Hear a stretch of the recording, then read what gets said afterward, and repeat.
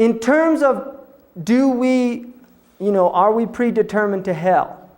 Or are we predetermined? Which is obviously a question that your students are going to ask you. From the Muslim point of view, no one gets to paradise with their actions, but no one gets there without their actions. In other words, there is an idea that we cannot be grateful enough for the gift of life, for the gift of sight, speech, hearing, power, volition, all of these things. And therefore, anything that we do is still a shortcoming in relation to what we owe God. There is that idea. So there is definitely an idea, like in the Christian religion, of grace, that you are saved by grace.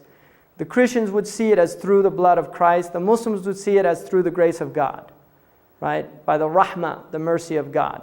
But the Quran very clearly says, لَيْسَ الْإِنسَانِ إِلَّا مَا سَعَى. Man, the human being, only has what they strive for. So you will see your actions. And your actions, you are taken to account for your actions. And this relates now to the last and final thing, which is the day of judgment. This is the 6th article of faith.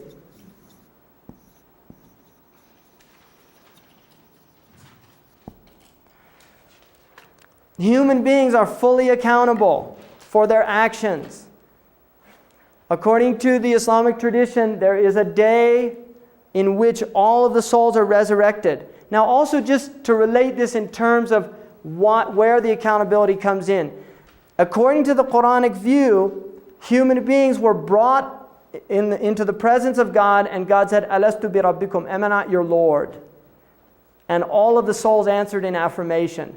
And this is the proof. And so what happens in this world is the soul is to be reminded of this. It's the parent's challenge to remind the child until it becomes firmly rooted in them that God is their Lord and they should submit to God. If not, then prophets come and they tell people and they should submit to them. The day of judgment is a day when the debts fall due. That is how it's called in the Quran. Yawm ad-Din, the day the debts fall due. The day the debts... Yawm ad-Din. Yeah, it's very similar in the Hebrew, have that as well. Yawm ad-Din.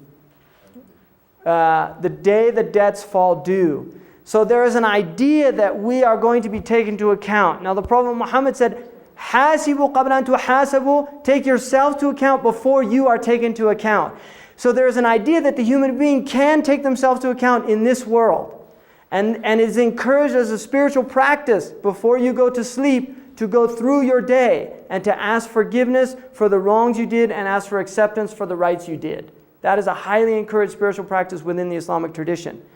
And if one does that with perseverance and sincerity, then that is in a sense a lesser reckoning. It is a way of facilitating the day of judgment.